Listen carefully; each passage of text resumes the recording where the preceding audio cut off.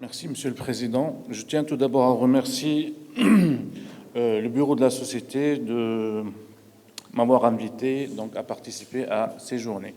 Mais avant de commencer notre présentation, et après votre accord, Monsieur le Président, je tiens à rappeler que, spécialement pour mes amis et collègues de libre pratique, que nous exerçons une spécialité à haut risque médico-légal. Dans un pays où l'exercice de cette spécialité, il est exposé à être jugé par des lois non spécifiques à l'exercice médical. Et pour cela, je vous invite cordialement et je vous conseille amicalement d'adhérer à notre syndicat pour constituer une voie unique pour qu'on puisse défendre tous nos intérêts, d'abord sur le plan médico-légal, toutes les négociations avec la Caisse d'assurance maladie, et pour l'intérêt de tout le monde, il faut que nous nous unissons sous la même casquette et avec un nombre maximal donc d'adhérents pour que notre voix soit entendue. Voilà, je ferme la parenthèse. Merci. Alors, nous passons donc tout de suite à notre présentation, donc, qui est le Doppler au cours du premier trimestre. Je tiens tout d'abord à rappeler les cibles pour le Doppler fœto-placentaire. Il y a le versant maternel de la circulation, donc placentaire, au niveau particulièrement des artères utérines. Sur le versant fœtal, donc de la circulation placentaire, on a essentiellement les artères ombilicales. Ensuite, il y a la perfusion artérielle de certains organes, particulièrement le cerveau. Et par la suite, on a le retour veineux vers le cœur au niveau essentiellement de la veine cave inférieure, mais surtout le canal d'Arensus et la veine ombilicale. Alors, commençons par les artères utérines. Donc, la technique, il y a deux techniques possibles, soit par voie abdominale, soit par voie endovaginale. Par voie abdominale, de préférence vessie vide, on va se mettre sur une section sagittale médiane au niveau de l'utérus, et ensuite on va basculer latéralement jusqu'à ce qu'on visualise le plexus vasculaire paracervical. Par voie endovaginale, donc c'est pratiquement la même technique, sauf qu'il faut se mettre au niveau de cul-de-sac antérieur et déplacer latéralement jusqu'à trouver donc l'artère utérine et prendre ces mesures à ce niveau après la naissance des artères arquées. Voilà un exemple de Doppler. On a sur le côté gauche donc un Doppler qui est normal. Ça ne passe pas. C'est là en fait. D'accord. Donc, voilà.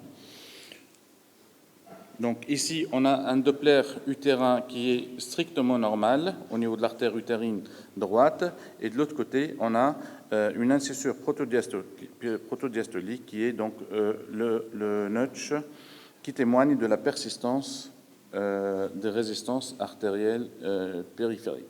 Donc, le Doppler des artères utérines, les avis, en fait, ils divergent quant à sa réalisation de façon systématique en début de grossesse. Et pourquoi cela? Parce que au cours de la grossesse, les invasions trophoblastiques, la première, elle débute vers la 13e semaine, et donc s'il y a un processus qui va se faire au niveau de l'invasion trophoblastique et la destruction trophoblastique de la couche musculaire des vaisseaux utérins se fera donc à partir de la 13e semaine. Mais certaines études ils ont montré que si on fait le Doppler utérin donc au cours du premier trimestre et qu'on trouve l'absence de résistance, ça témoigne que notre Doppler utérin va persister normal même après les invasions trophoblastiques. Mais par contre, si on le fait et qu'on trouve des résistances périphériques comme en dehors de la grossesse, tout d'abord, il faut les contrôler. Si elles persistent pathologiques après la 26e semaine, c'est un signe prédictif de complications materno-fétales et il augmente les risques jusqu'à 42 fois par rapport à une patiente qui a donc des Dopplers utérins normaux. Ceci dit, donc l'utilisation du Doppler pourrait être proposée comme un indicateur pour la bonne santé maternelle, que ce soit chez les primigestes ou particulièrement en cas d'antécédent de problèmes dits vasculaires. Alors, donc, le Doppler utérin, on peut le réaliser en association aux facteurs de risque cliniques et les marqueurs biologiques, donc du risque de la prééclampsie. Faut-il indiquer à ce moment-là, si on objective donc un notch ou un Doppler pathologique, la prescription par l'aspirine, tout en sachant que la prescription par l'aspirine doit être réalisée avant les invasions trophoblastiques et n'a aucun sens si on objective un Doppler pathologique après la fin des invasions trophoblastiques. Donc, au cours du premier trimestre, logiquement, il y a un intérêt à prescrire de l'aspégique si on trouve un Doppler utérin pathologique. Mais pour cela, il faut qu'il y ait d'autres études et particulièrement des recommandations pour la pratique clinique.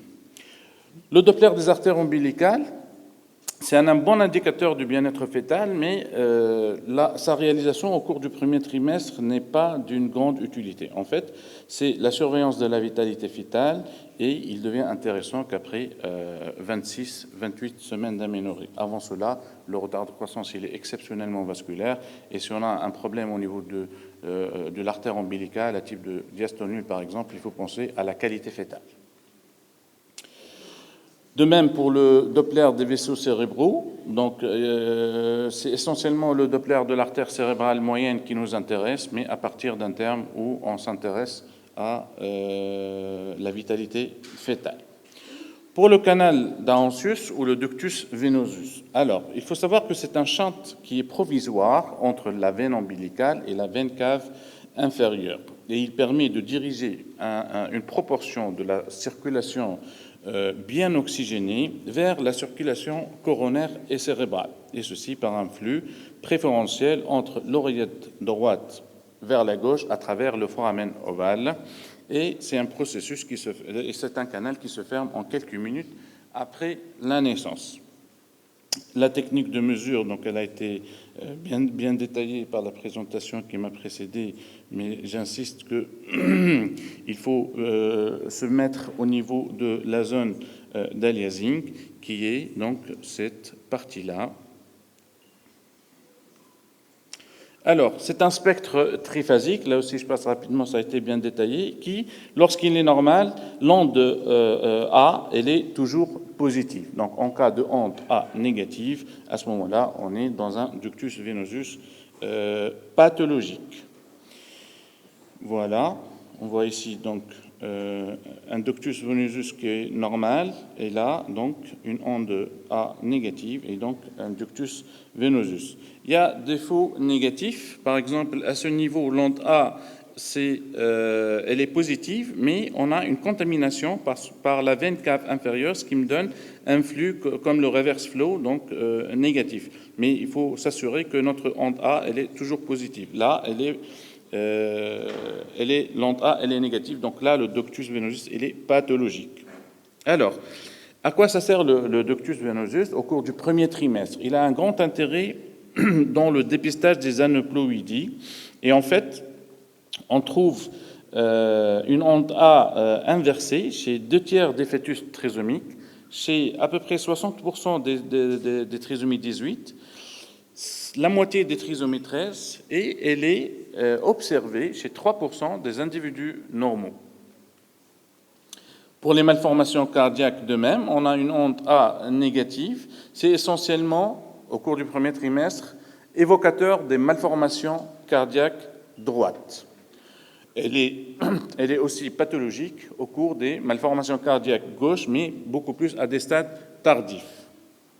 Pour le syndrome transfuseur-transfusé, aussi, donc, au cours des grossesses gémellaires, l'anomalie du ductus venosus, elle est observée lors du développement du syndrome transfuseur-transfusé. Alors, pour le spectre de la valve tricuspide, ce qu'on recherche, c'est le reflux.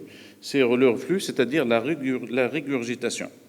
Alors, on a ici un spectre qui est normal, et là, on a donc, lors de la phase de la contraction auriculaire, lors de la diastole, une régurgitation tricuspidienne. Cette régurgitation tricuspidienne, lorsqu'elle est objectivée au cours du premier trimestre, permet de dépister, permet d'orienter vers certaines anomalies chromosomiques, comme la trisomie 21 dans la moitié des cas, dans la trisomie 18 dans un tiers des cas, et de même pour la trisomie 13. Et il faut savoir que chez les fœtus qui n'ont pas d'anomalie chromosomique, elle est une variante de la normale dans 1% des cas. De même pour les malformations cardiaques, le fait d'avoir une régurgitation tricuspidienne augmente nettement le risque d'être atteint d'une malformation cardiaque.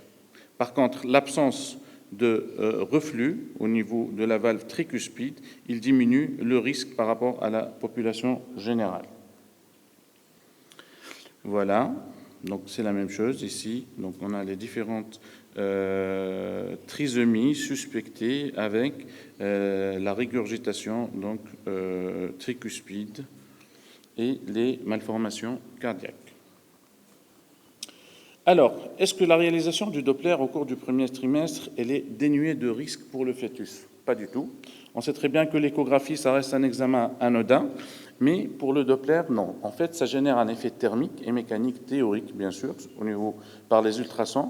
Et si on a surtout la puissance d'émission du Doppler, elle est nettement supérieure aux ultrasons. Alors oui, les ultrasons restent un examen anodin, mais le Doppler, il faut se méfier. Et dans les recommandations donc, canadiennes, on trouve ici, par exemple, il faudrait éviter d'avoir recours au Doppler spectral, au Doppler couleur et au Doppler de puissance pour l'imagerie du fœtus au cours du premier trimestre, sauf si leur utilisation contribue à l'évaluation d'une grossesse à risque élevé de trisomie ou d'anomalie, niveau 3B certes, mais ça reste quand même une recommandation à tenir compte. Pour les UOC, c'est la même chose, et ils portent carrément un document où ils disent qu'il faut faire la réalisation des Doppler couleur et pulsés uniquement s'il y a une indication à le faire pour un but de diagnostic et réduire le temps d'exposition au Doppler. Et si on est dans une phase d'apprentissage, il faut être sous la couverture donc d'un échographiste chevronné.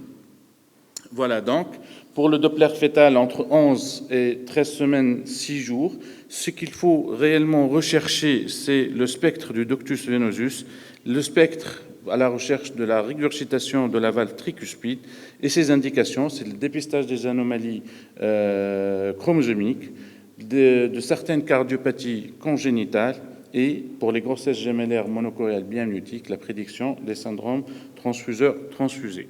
Et je vous remercie.